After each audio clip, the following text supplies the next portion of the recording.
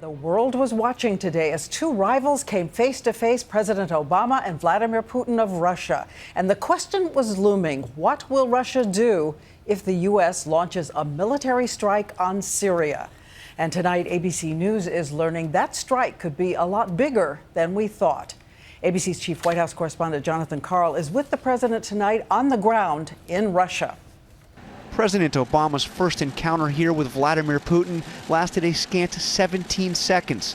Smiles aside, the White House sees zero chance of changing Russia's staunch opposition to attacking Syria. Any progress on Syria today in the talks?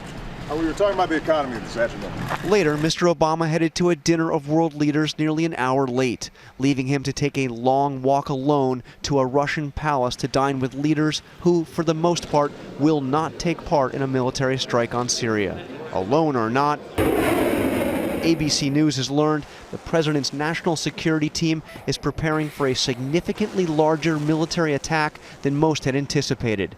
The air campaign, which is expected to last at least 2 days, will potentially include an aerial bombardment of missiles and long-range bombs fired from B-2 and B-52 bombers flying from the United States.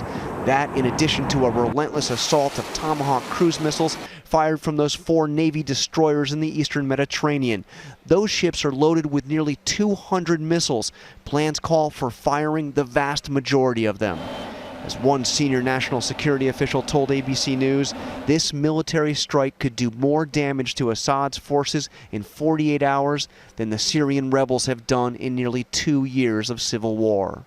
That's more than President Obama seemed to be suggesting just days ago. What we are envisioning is something limited. We sent a shot across the bow saying, stop doing this.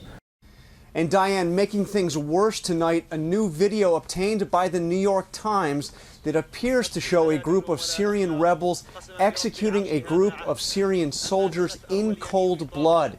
It is the kind of activity, the kind of gruesomeness that makes it a lot harder to build support for their cause. Raising so many questions about the rebels themselves. So, John, if this vote were held tonight, is the president winning or losing his campaign to get congressional approval for a strike? If Congress were to hold the vote today, Diane, almost certainly it would fail. In fact, the ABC News political unit has been counting votes. You know, in the House, the magic number is 217 votes needed to either pass or fail. And take a look at this, Diane. Right now, our political team counts 217 House members either firmly no or leaning no, voting against the resolution. That doesn't mean it's over, but it sure looks bad right now for President Obama and Congress. So the president's got a lot of tough persuasion ahead if he can do this. Thank you so much, John.